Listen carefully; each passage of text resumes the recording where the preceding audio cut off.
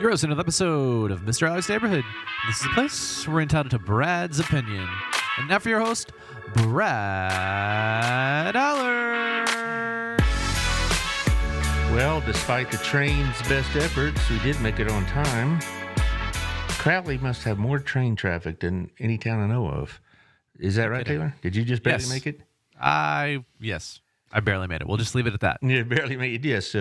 In case law enforcement officers are listening, we don't want to. Of course. Yeah. Okay. Wait, whoa. It wasn't that bad. Not that bad. Okay, good. Well, today we have Rob Duke, who's running for school board.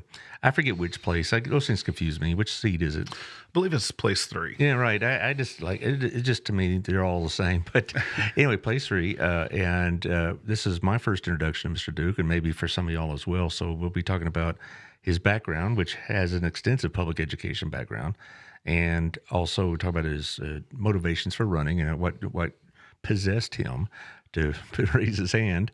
Also, maybe some of the important things he wants to try to accomplish, or some issues that he thinks that really need looking at. And if we don't get through it all today, we'll try on round 2, and we can schedule a rematch or a repeat show. But welcome, Mr. Duke. This is your first podcast, as you said, but you have some experience, at least with it, radio, at least. Hey, thanks for having me. I do. As I told you, I grew up on a family farm, but one of my first paid jobs was an AM station in El Campo, Texas. It was 1390 KULP. I thought I wanted to go into radio, and I had a teacher who scheduled a tour of the radio station for me and a friend of mine, and they hired us both to run the board at night and play commercials during network shows, and we'd to spin a few records. And they were records and vinyl for the most That's part. right, the old days.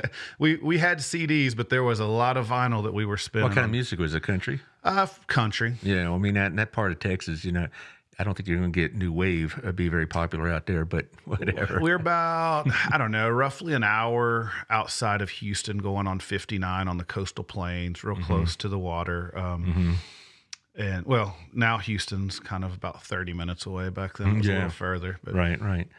But we're going to talk about all these things after we talk about our sponsors. We're going to run through them real quickly, and then you probably know some of these. One is Daniel Basden's crew over at CrossFit Burleson, 317. 317 Southwest Wilshire. It's a really great place. It has programs. It has regimens. It's teaching schedules, so you can have training classes or you can have personal trainers, all the above. And so check out 317 Southwest Wilshire's for a good workout, strong workout. CrossFit is not for the casual person. It's for somebody that's serious about getting it done. You're going to try to get all my technological stuff here set up. You have to share the various programs and and you have, Facebook is always doing something goofy. But we have a couple of people watching. Do you know Paige Roper Zapata by any chance? Brad, I'm going to be honest. I'm terrible with names and faces and all of that. But she's a former student of mine. So. Oh, okay. And also Sherry Scott, who I know you know. Yeah. Sure. So they're saying, hey. Also, let's go keep it the ads, Taylor. I'm just getting off the track here. Also, Shandy Stockstill Group, which, as we know, is running for place 4 with Dallas Owen. And Shandy, but she sponsors this as real estate. She's the real estate queen of Burleson. She knows it really does. When I have her on the show about once every quarter for real estate stuff, and she comes prepared. She has all the notes about the rates and what's going on with how long it's on the waiting list or whatever, the sale list. So Shandy really, really knows her stuff and has for a long time. So I recommend her to anybody that's looking into going into Burleson to buy in and around this area. Here, we're going to share all these various things. Boom, boom, boom. All right, one more. Come on. Well, anyway, go on to the next one. I'll find it. Also, our place, I bet you've been there before. Oh, a time or two. Otto has always cracked me up because he's always so, what's a good way of putting it? He's so sociable and whatnot. He walks around and he is, there it is. He is always greeting the customers and whatnot. That's where I do a lot of my business. I don't have an office, but I'm also in a networking group and I meet them there. Also, I do, talk to sponsors and whatnot. Also, thank you to Chris. I was just talking the day. He says they're going to have new happy hour Monday, Wednesday, Friday. Are you a cigar smoker by any chance? Not a cigar smoker, but I do like a nice cocktail occasionally. Well, that's a place to get it. It's a very nice bar. Has a very well-equipped bar, so it has cocktails and some decent whiskey and whatnot. And it's a quiet place to do a little business, do a little talking. Maybe you can have a fundraiser there. They have a conference room there. I'm sure that'd get some people excited. I'll tell you what, I've been in there a couple times meeting friends, and I know we kind of joked back and forth about me being a Tech guy and a Lubbock guy, but Lubbock's famous for the Chilton drink, and it's hard to get a good Chilton here, but they made me a really good one in there one afternoon. And I'm glad you admit that you're a Tech guy. I mean, not everybody does that, you know. We can't all stand on the top of the mountain, Brad. No. Just a few of us were selected. The holiness of Waco, yes. If you ever spent any time in Waco, you'd wonder how in the world did a Baptist school get there. But that's another story. Wild Cigar over at the Standard. Also, Local Life magazine, Tiffany Nico, it's coming out this week. It goes to 30,000 homes. Over 110 to 120,000 people see it. I see it in some retail and other business establishments in town. So the word gets out. It's one of the best direct marketing magazines around. She's won awards for it, in fact, and it's really a great program. So if you look at advertise your your product or your service, you could use this magazine. It'd be great for you. Also, Southern Jim, you need to take Mrs. Duke up here if you haven't yet. It's on the top of the Windmiller building. My wife works here part-time now that she's retired from school, and it's got a really nice inventory. If you have some jewelry that needs repairing, they have repairs, they have appraisals, they have cleaning, they have the full service. And they're going to be moving down to the bottom floor by that American Revelry restaurant in about 6 weeks, God willing. I mean, there's always some snafu going on. Also, thank you to HotWorks over in 731. It's an infrared workout system. Maximize your workout, helps reduce your inflammation. It's good for those with pain in the joints. And it's run by a very, very sharp woman. Michelle Humphrey is she's a really good business person, and I really enjoy talking with her. But HotWorks is a different kind of workout. A lot of CrossFit people go there afterwards to kind of loosen up and get the kinks out. So drop by 731 John Jones. Also, Texas Farm Bureau, Melissa Harmon, my agent, could be your agent, 682-804-0534. She could check out your insurance and see if you get the best deal. And if you are, she'll tell you. If not, she can help you out, maybe save you a few bucks or whatever else. Who knows? It's worth looking at, if nothing else. Also, we have coming up on Saturday with the Athena Club. I'm going to check out what they said to us the other day, because I've met Peggy Barnes at that Burleson Business Expo that Gabrina put on, and it was a really great thing. And I ran into her. For those who know Peggy Barnes, she's an old BISD hand, and she was very, very popular. But anyway, I'll go ahead and read what she sent us here. The Athena Society of Burleson is a group of women business leaders in Burleson who are dedicated to making a difference in the lives of Johnson County and Burleson residents through care for cancer patients and educational opportunities. The Athena Society of Burleson assists Johnson County residents through various nonprofit organizations such as Texas Health Hughley Hospital Fort Worth South Cancer Care Program, the Warren Place, and the Burleson Opportunity Fund, which, Mr. Duke, you'll be very well acquainted with that if you're successful in your run, because that's one of the best things Burleson does. And so there you are. In 2020, we met our goal of donating over $1 million. Unfortunately, COVID-19 kept us from having our annual Mardi Gras Gala in 2021 and 22, but we're back in 23, so please join us Saturday, March 11th for our 18th annual Mardi Gras Gala. The event will be held at Walnut Creek Country Club in Mansfield from 6:30 to 11. There will be live music by the Dolan Band, a station-style dinner, casino play, and a live auction featuring many special items. So 6:30 to 11 over at Walnut Creek Country Club. It'll be well with your time. So anyway, let's get on to Mr. Duke here. This is our first opportunity to really ask you a couple of questions, but you do have an educational background. So why don't you explain to the vast listening audience what that entails? All right. So got out of college, did my student teaching, took a job, got married, ended up I'd been offered a job where I student taught, being a coach and a teacher. So I told you earlier, it was a small school. Mm-hmm. I was certified to teach government. I did teach government first period. Second period was 7th grade Texas history. I had 8th grade U.S. history. had an economics class. Back then, the dual credit was remotely, so I had to proctor a class that was watching a TV screen. And I coached 3 sports. That's hard distance learning. That really is hard on the teacher. I had to do that one time, and I just hated it. It's not the only way that smaller schools can get certain types of classes taught, but it's still... We would go to the computer lab where all the kids had computers, a giant screen set up, and they had cameras and microphones set up. Eventually, they ended up putting an instructional aid in there because, as I told you, I got assigned to an IPC class, Integrated Physics and Chemistry, which I did not know, but I became a co-teacher for that. Left that job. As I told you, I was coaching 3 sports. You'd get up from the morning to go to a JV practice and stay for the varsity practice, which a lot of our coaches do, but it was nonstop because I went from football to basketball to track. My wife had my first child, making very little money, and needed a change. And so I moved on to the oil field. That's what brought us here. When the Barnett Shell left, we had fell in love with Burleson, and we had kind of moved around a little bit during my oil field days. I was operations manager for an oil field trucking company. And we did not want to leave here. My daughter had started kindergarten. We'd gotten her in at the academy at NOLA Dunn. We'd for the first time since we'd been married, we had planted some roots. So I had a teaching degree. I didn't know where I was going to go. That was 2008 and 9. Teachers are being furloughed. Right. And the teaching opportunities I had, Brad, came down to bilingual or SPED. I was not either. So I went and tested and got SPED because it was easier than learning Spanish for me. Yes, but SPED is a definite calling, isn't it? Now, your wife, is she also SPED?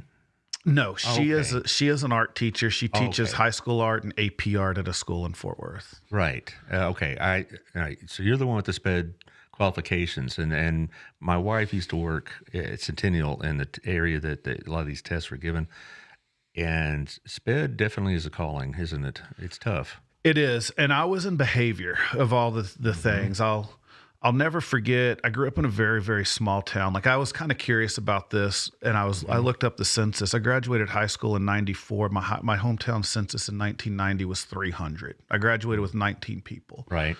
So we didn't, the bad kids might be a little mouthy, and that was it. And I'll never forget sitting in the interview, and the principal that hired me asked, "What are you going to do when a kid acts up?" Well, I didn't know what to expect. Like, I'd seen these kids on the Maury Povich show, and Maury helped my kids out of control, and I thought that's where that happened. And so he said, "Are you sure you want this job? What are you going to do?" And my response to him was, "Well, Mr. Martinez, I don't know what I'm going to do. I've never experienced that. I'm assuming you're going to put me through training, and that's what I'm going to do." So he offered me the job, and my first day was cakework. I had two co-teachers. The second day, I saw a second grader start throwing chairs and hitting the teacher because he didn't want to do his math homework. And I'm like, this is what he meant. This is what he meant, yes. And so I did. I did exactly what they trained me. I was self-contained. I switched schools. My second year in the district, they moved me to another school to start a unit, it was a very difficult year for me. My third year, I got hired. I applied and was hired as it was a program called All Stars, and it basically as a behavior specialist. So now I would work. We were in the RTI part of the SPED. It was working with the teachers, working with the kids to teach them the social skills, replacement behaviors, things that go with it. But on the other side of that, training the teachers on how to promote good behavior. We talk about discipline in school, and just giving the teachers the strategies to be able to handle some of this in the classroom. It's a difficult task. It's hard to do for those teachers when you have 30 kids in a classroom and you have one or two that'll go off at the drop of a hat and start throwing stuff or scream or cuss. I was pretty successful at it. I got certified in the district for the district. We were a Boys Town districts, which is a Boys Town. This is Fort Worth, right? This is Fort Worth. Okay, I guess I didn't know they were Boys Town. They're not anymore. Okay. Apparently, they quit right after I left. I got certified as a Boys Town instructor, so I was training teachers in the Boys Town well-managed classroom training. I was also a CPI instructor, which is Crisis Prevention Institute. So we worked on de-escalation and restraints when needed to be restrained. So It was 10 years of doing that, 10 years of getting kicked and bit and whatever you called every name in the book. And it is a calling. And I got kind of decided maybe it wasn't my calling after all. Well, I mean, it's only so long you can do that. I mean, the teacher burnout is a real thing. Owen was talking about this, and Shandy was talking about this in their previous visits. That's a real thing. Teachers, or some people who don't know what they're talking about, think, well, you get Christmas off, you get summers off. You get PTSD too from teaching sometimes.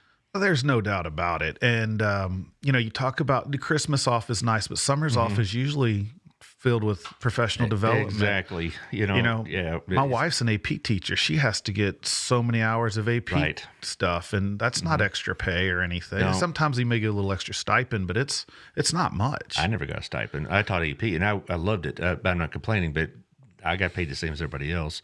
Did she go to the one in TCU, the seminar? Yes, she has been to that one. That's the one I go to mostly. I don't know. One year was one at UTA. I've been to that one too. So I'm not. But anyway, it's back to you, sir. Right. I'm getting off the track. No. Right. But it is a real thing, and it's on top of everything you're dealing with. The kids all day is the paperwork, and the documentation and the grading. I didn't have grading, but there's that. I mean, I was talking to my wife about this last night. For her, and she's not in Burleson.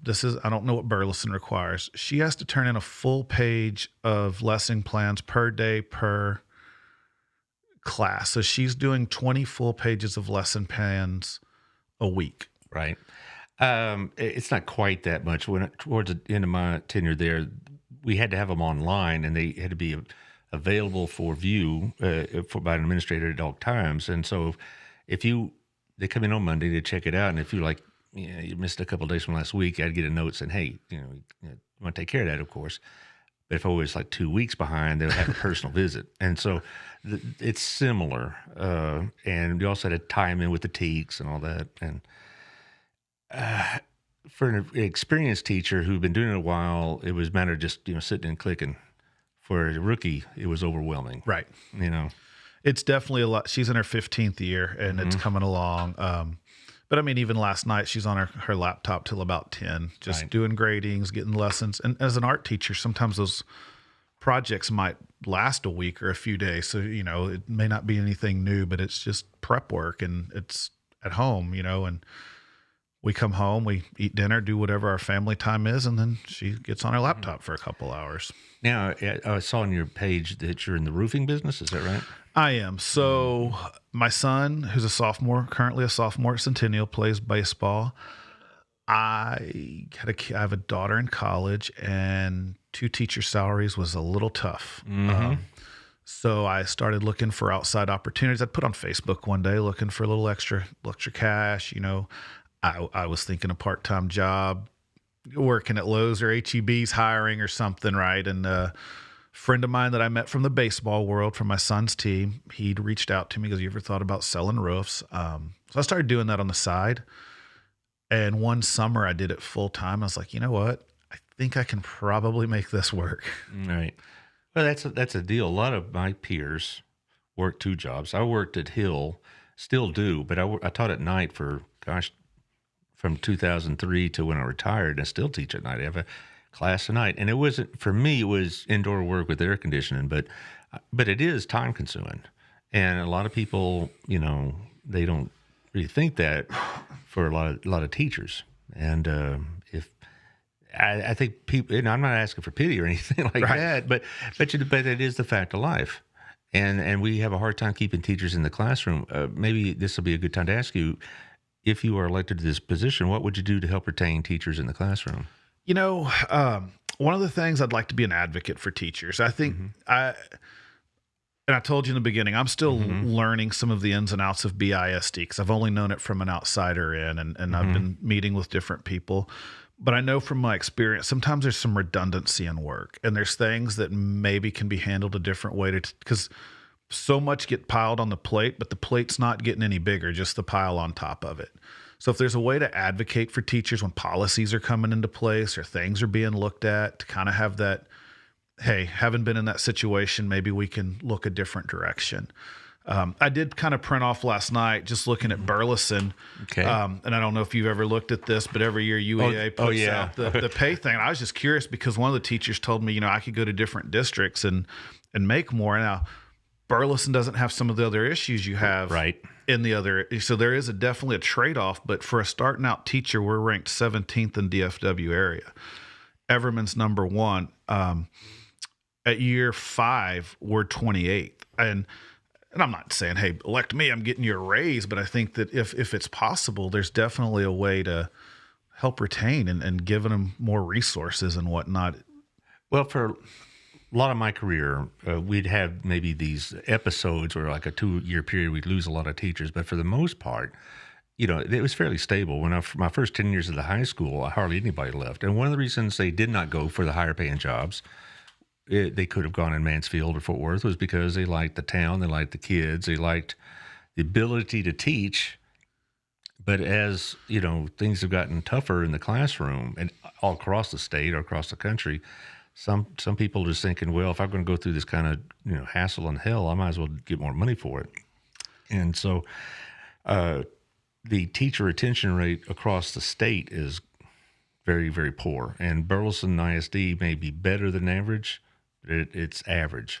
Yeah, I saw a deal on the news today that the teacher retention task force set up by the governor came up with the top 5 things, and it was, it was on the news, and I just kind of passed over it. I did too.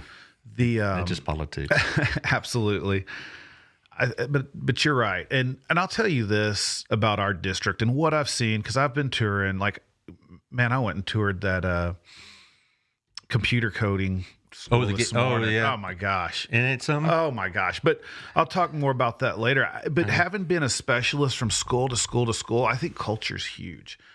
And you can walk into a building and just feel negativity and the life suck. We don't have that here that I've witnessed. Like, from the top down, we seem to have support and culture. I know there's teachers that'll argue with that because I've heard from them, but as a whole, it seems like a great place to work. A lot of it has to do with their personal situation and what they're teaching and what they're, and like for me, I taught upper level, I taught AP. I had really great kids, but 9th grade is hell. All right. And I would never have made it much longer. I taught a year of 9th grade way back in the day. And that was when culture was different. Now I couldn't do it. But here's the thing also, the 2 things that I would ask is not so much a bigger raise. Everybody wants more money. Who doesn't, right? But I'm saying aside from that is more time and smaller classes.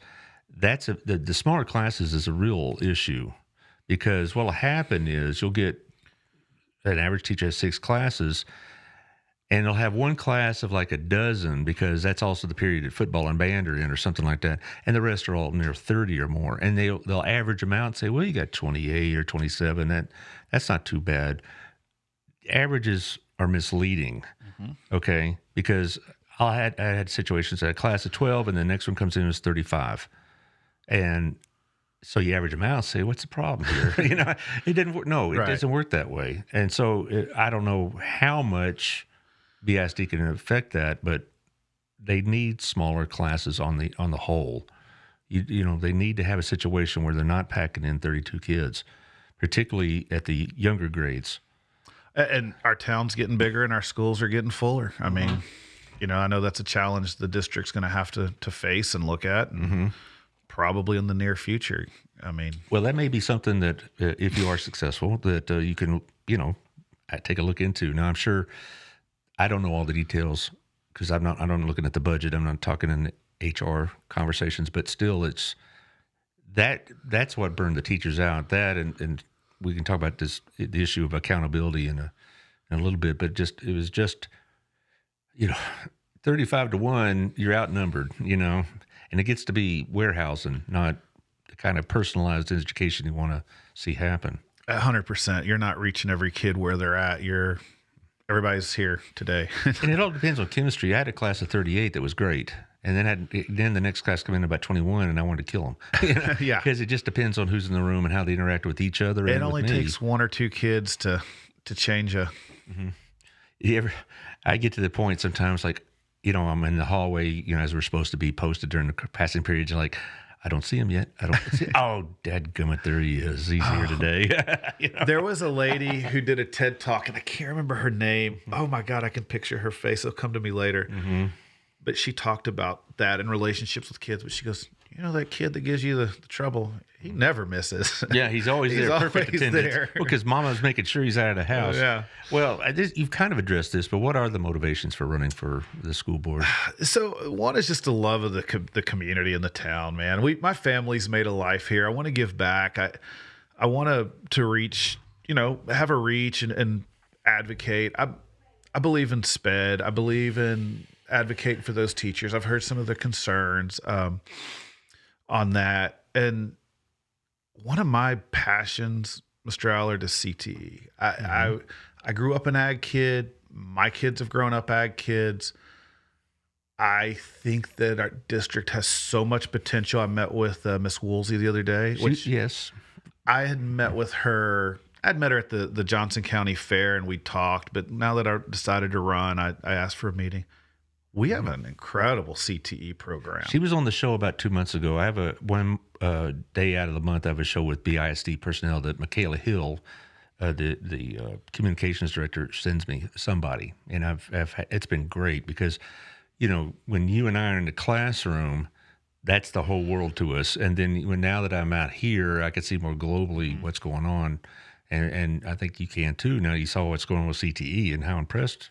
I was very impressed with what we offer. I may have to go back and listen to that episode, but I sat in her office for about an hour the other day. We went over the programs and everything, and I had no clue. I knew there was a few, but I think she said 12 of the 14 that are recognized. But I'd love to support CTE. And I think that, I don't know how many people know this, but the school has a farm off 731 by Lone Oak Winery. I think it's 51 acres, and I may be wrong on that, but they bought for the ag program and kids, house their animals. That place has so much potential to be used cross-curricular, and that might be in the greater plan. But it needs some updating. It needs some things to make it a little more adaptability just for the ag kids that are there now. We have a good program, but it's, I'd like to see it one of the better ones in the county right now. Joshua and Godly, Grandview. Those they have incredible programs that I'd like to see us kind of hit that next level. There's so much use. I know that Miss Woolsey talked about having environmental science kids out there, but the way Mansfield does theirs, and it's been a while since I've been out there, but they had greenhouses for agricultural kids and horticulture. Young kids could go out there to do science experiments. It wasn't just about seeing the pigs and the sheep that the ag kids were raising. Like I said, it can be so much science and cross-curricular stuff, and just to help. I want to build, I'd love to build that up as well. It's a passion of mine, and I think the kids coming out career ready and the lessons, what you learn in the classroom, we have 51 acres where that can be applied, and Well, that's true. And have you had a chance to check out the early college program with Mr. Hickman? That'd be somebody you might want to visit with. I have not, and that's definitely on my list. He was my first BISD guest back in October, I believe, and it's incredible that one of our kids can come out of BISD with an associate's degree already. The savings. I don't have to tell you how much college is, right?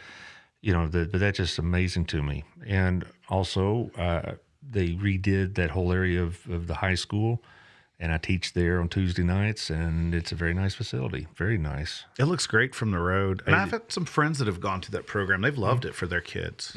Yeah, well, you may want to check that out as well. On your fact-finding tour, if you want to call it that, But it's impressive what they did with it, and they really do a great job in these kind of things. And you and I, of a certain age, remember CT was wood shop, or iron or metal shop maybe, or an ag.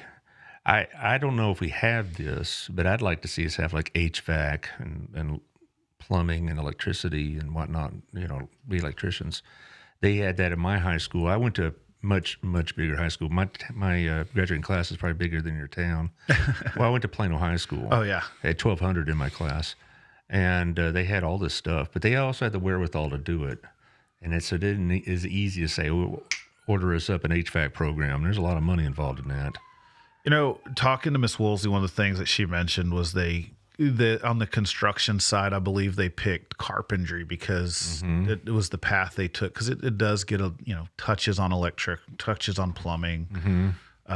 But yeah, that's my high school. We were so small, but we partnered with the schools next to us and kids who were of course it wasn't CT, it was Votech or vocational. Right. Yeah. They would take a bus or drive themselves if they had their license, and they had auto mechanics, a body shop. There was welding and fabrication, cosmetology. I mean, and I think we offer most of those here, but it would be cool to really get specialized. It would be. And so we focus a lot on college readiness, and that's certainly appropriate. But some young men and women, college is not really what they need to do to get to where they want to go, and we need to make sure we're preparing for them also because, it's great that they can have a well-rounded education, but, when an HVAC guy comes to my house, I don't care how much Shakespeare he knows. I want him to know, how he can fix my air conditioner and that kind of stuff. So it's just something that I've always thought something about. As far as what you've seen with the district as a whole, what are areas that BISD needs to do better in? Talking to some of my SPED friends, and again, I want to follow this up with this is what I'm hearing. I'm going to talk to the district. I think a lot of things are data driven or should be, and I'm sure some of these decisions are as well. But, concerned about not having a resource anymore. Everything's inclusion, and some students need resource. Is that a state initiative or a BISD initiative? The way I understood it was a BISD initiative. I know when I left education in 2019, the schools that I were in were still having resource. It was a mixed bag. Right. Back when I started this, and I was never a full inclusion teacher because I was in behavior, but the inclusion teacher would come in and kind of sit by the student and help them, but, not to single a kid out or whatnot. Now they just become an extra adult in the room. Which makes sense, but I think sometimes you need that little extra help where that resource room would come in. And one of the ladies I talked about was just kind of worried about kids falling through the cracks that way because they're not necessarily getting the modifications they need and the extra help that they need. And that seems an area. I think that, of course, everybody talks about discipline. That's a hard subject to tackle, actually, because there's so many outside factors other than just how BISD handles it, state and local and national prerogatives. You may remember this, but about 10 years ago, Mr. Obama sent letters to all the public school systems and saying that if your discipline program, no matter how well intended it is, falls disproportionately on a certain segment of your student body, then you're eligible for a civil rights lawsuit.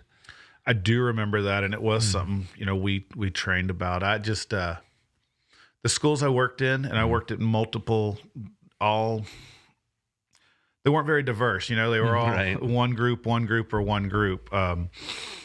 So we'd have these trainings on the learning gap before that, and it's like, well, we don't really have a learning gap here because our subpopulations are so small, they're not really counting as a subpopulation. So, and I'm not saying kids falling through the crack is a problem. It's just a concern that I've heard. And so there might be room for improvement, but there might be data showing otherwise on why the district does things the way they do. I've heard about curriculum. Your hands get a little tied on curriculum, but I know there's a lot of teachers not happy with that.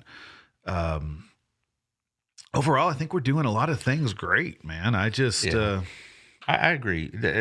Are we, at that place of nirvana, paradise, or whatever? Not even close, and they'll tell you that themselves. But we are doing a good job in a lot of areas. But that doesn't mean that we can't do a better job in a lot of areas. And every board member and every administrator will tell you that. There's always room for improvement, and sometimes you identify on the fly. And let's be honest, I'm new to this. Sometimes I don't know what I don't know, and I don't know to ask what questions to ask. I just know from my experience, and I'm trying, learning. And Well, that's a good thing though, and as opposed to walking in there thinking you know all the answers, you want to know the answers. You want to get find out the answers. That's to your credit. So I did touch on this as much as I want, but another thing we talked about was smaller classes. Another thing is time, and you were talking about that. It's not just so much just time because of based of all the paperwork and all this other stuff. It's the short calendar, okay? Because you start school in mid-August roughly. And like if your wife will tell you this about AP, it's not final exam time in late May, it's early May. Right. All right. And then in between that, you got, Christmas break, fall break, spring break, MLK Day, President's Day, on and on and on. And then you have special days like Red Ribbon Week and days, Drug Awareness Day, or you'll have a snow day, or you'll have, the final exam week in the fall semester. So you basically have about 7 months to get all that curriculum in. And Have them prepared for that AP test. Oh, well, or the STAR test. Yeah. And it just, you're flying through the material. And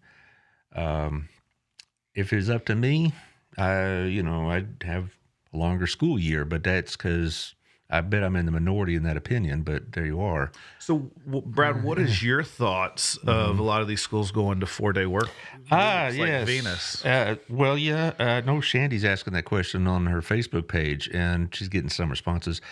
The thing about the 4-day work week, I wouldn't have a problem with it, but as a teacher, but it's always going to be a problem on that 5th day. If I were a parent, what are you going to do about childcare?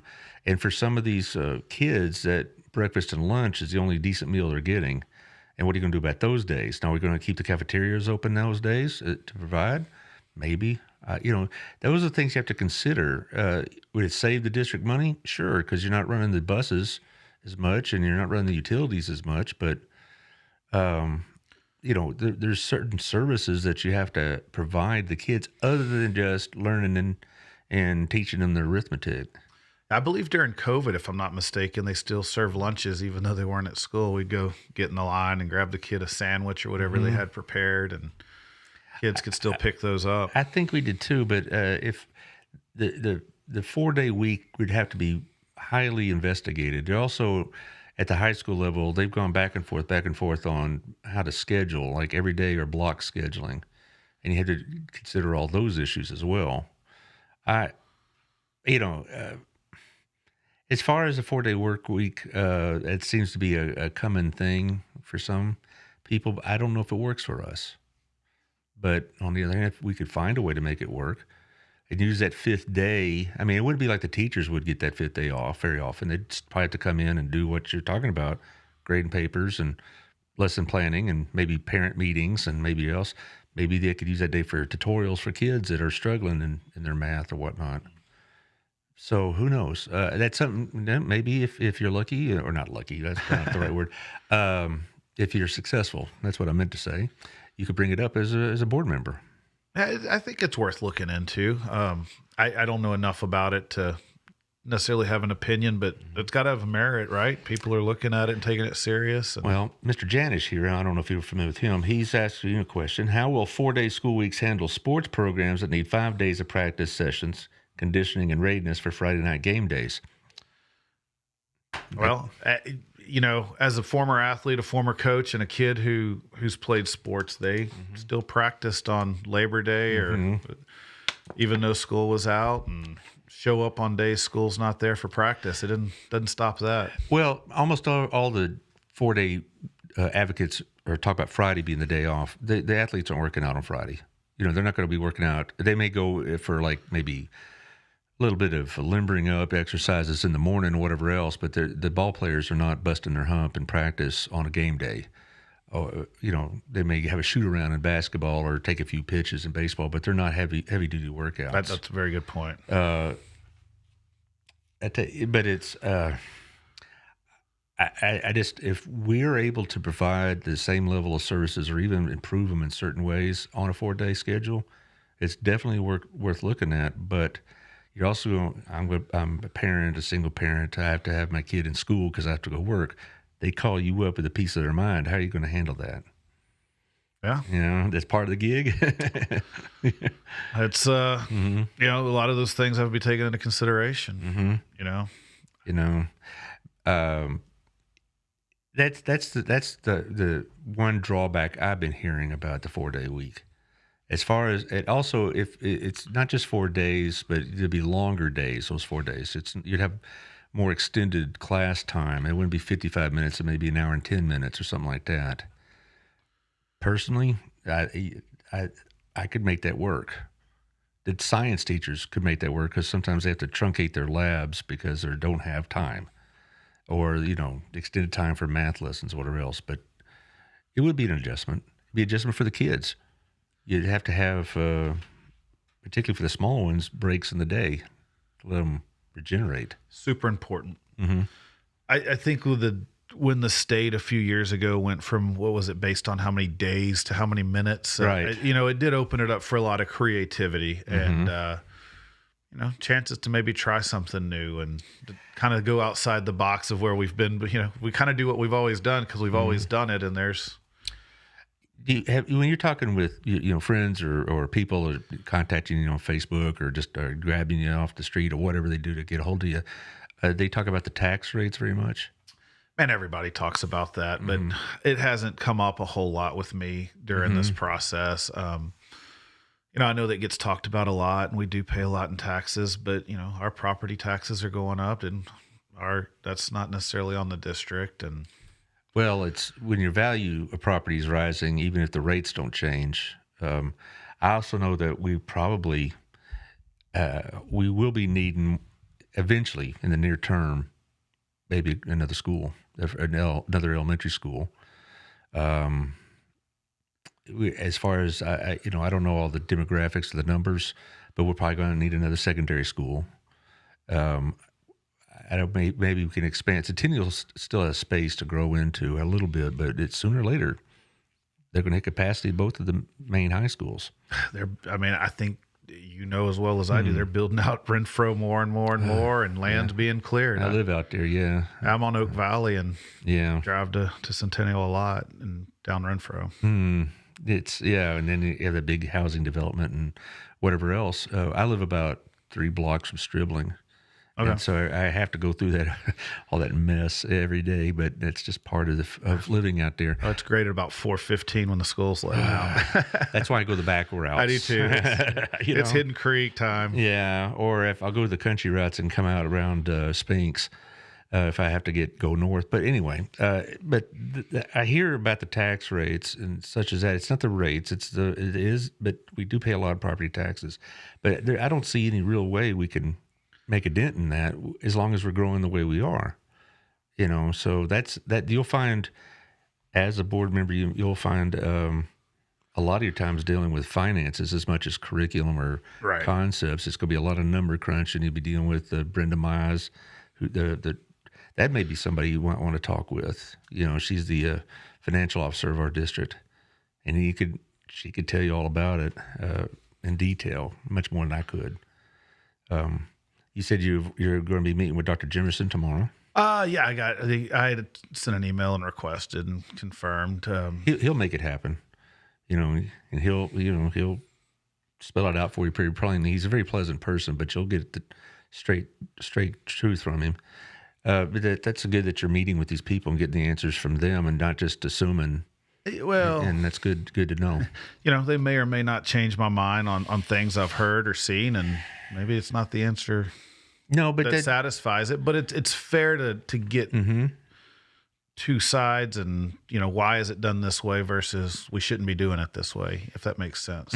Well, it sounds like you're not coming on the board with a preset agenda. I mean, you have certain things that are important to you, but it sounds like you're not coming in there, this is the answer, and by God, I'm not going to take no for an answer kind of thing.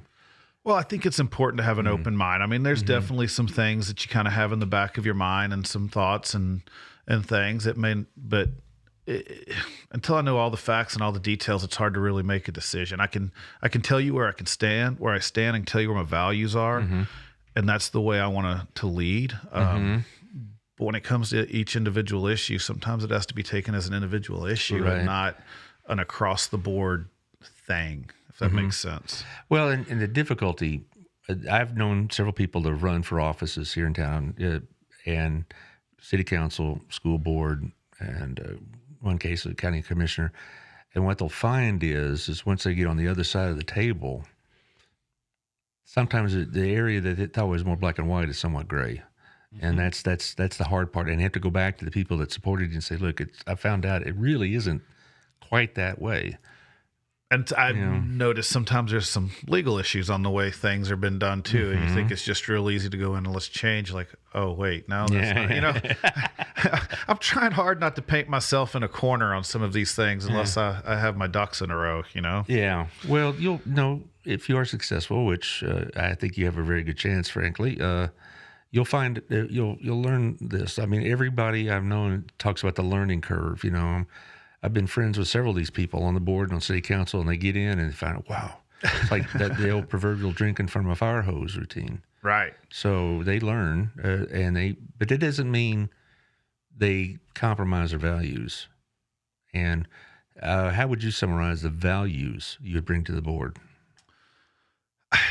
Brad, I think that first and foremost, I like to put, the child's first. What's going to be good for the child? Why would this decision be made? Where's the data back it up? Are we creating a gap or closing a gap? I'm conservative by nature. I don't want to, if money doesn't need to be spent, we're getting a worth investment, but I like to have nice things too. I mean, I know there's complaints about this being too nice or that, but what draws you to this town? And that school district. I didn't move to Burleson because I like the name or because I ate at Poncho's when it was open. I moved here because I had kids and we'd heard this place had great schools, and it had. And so there's definitely a draw to that, but I just want to make educated decisions, and I want to put the children, the education first in the community. And I'm a parent, I'm an educator, and I live here. I pay taxes here. So, But Shandy will tell you when she's on the show that as a real estate person, the first two things I ask about, maybe one or two, depending on the order, is the crime rates and the schools. How good is the police? How good are the teachers? And depending on if they have kids or not, almost always it's the schools. It's a very, very big responsibility to be on the school board because so much of our town, not just is around the schools, but we draw value and we attract business because of our schools. That's why we chose here. I moved up here, like I said, for the Barnett Shell. My office was originally in Cleburne and then in Glen Rose. We came into town. We rented a house here because it was the first town off the interstate that we came to. And so we got a year to figure it out, and we fell in love with this place. And we found out that the schools were. My daughter hadn't started kindergarten yet, so we found out they were good schools. And where Chisenhall is now used to be the community center, and my wife would go to story time, and then met friends, and it was just so inviting. And then we get into the schools, and it was Nola Dunn was awesome, man. It was. It was a great place for my daughter and my son to go. Yes, and when I talk to people, their complaints often, if they have them, are specific and not general, in the sense that they're not unhappy with the district as a whole. They may be unhappy with this particular person or situation, but most people seem to like the schools. Oh, without a doubt. And you got to look. We can't get caught in the weeds sometimes. We have to look more big picture. It's like, you're in a staff meeting or a faculty meeting after school, and that teacher that keeps asking questions specific to them, you're like, man, can we get out of here? We have to look at big things. I mean, I have my issues with the district. I'm going through some things right now, dealing with my son and some things, but it's not, it deals with me and my son in the district, So I could get on here and tell you everything I'm not happy with, but it didn't sound like you're particularly overall unhappy with it, and that's good to know. Do you have any campaign events coming up? I don't. I'd like to plan some. I've never campaigned for office before. I'm doing this by myself. I'm just kind of, as far as the campaign stuff, I'm winging it. I've got signs coming in, and I do want to do some meet and greets and meet people, attend events and just shake hands and and whatnot. Be at the Centennial basketball game tonight. I hate missing the Centennial baseball game, but we're gonna go to the playoff game. And Well, that's how you get out there, get known. Yes. But as we got 2 months to go, so maybe you can have a couple of, I don't know, meet and greets at our place or something like that. I just volunteered Otto, but he'll be fine. Something like those are the kind of things that, that really make a big difference. Those just personal appearances and things does make a difference. yeah, I'd like to. And I have a friend of mine that's fixing to open up a restaurant, and he's offered his place. I mean, I don't know Really? if there's. Where at? I don't know if I'm at liberty to say. Okay, I will tell you off the air. All right, fine. All right. But he sent me a text and told me that I'm welcome to use that facility. So Okay. I probably will take advantage of that. And Okay. maybe I will. I've never met Otto. I've been there a lot. Maybe I need to go introduce myself. Yes, well, he'll be glad to meet you. and do something. He's very So, personable. He likes to schmooze. Well, we're about out of time, so I always let the guests have the last word. You tell us everything you want us to know about Rob Duke and his candidacy. Yeah, I'd follow me on Facebook. I have a Facebook page. I should know what it is. It's like Rob Duke for Place 3 or something. Well, it'll find it if you look for it. Follow me on Facebook. If you have questions for me, please send me a message via Facebook, email. I think I even have my phone number on there. My wife gets mad about that, but I'm a contractor. I pass out business cards. Heck, my cell phone number's on the tailgate of my truck right now. So, and, cut somebody off in traffic, they use it and they'll let you know. Yeah, But okay. so just reach out to me. I'd love to talk to people. Anybody has an event they want me to come speak at, I'm more than happy to. I look forward to meeting everybody and just keep going. Okay, well, I appreciate you being here. And if you want to do this again, we could set up a time after we're off the air. But I tell you, I've been really fortunate. March is pretty full because it is campaign season, and I'm really enjoying it. On Thursday, I have Gabrina Daniels. We're going to talk about the chamber event we had last Saturday at Pathways. That's why I got confused. So we will talk about that, maybe a few videos next week. Another full week, I have the Center for ASD on Monday. On Tuesday, I have the mayor on. And then on Thursday, I forgot who I have. And that's not a good sign at all. No, I have somebody. You just tune in and find out. I'm tired. I had a late night last night. My boys were playing basketball last night. My fighting Bears, and they had to make it too stressful for me. So I'll talk to y'all on Thursday.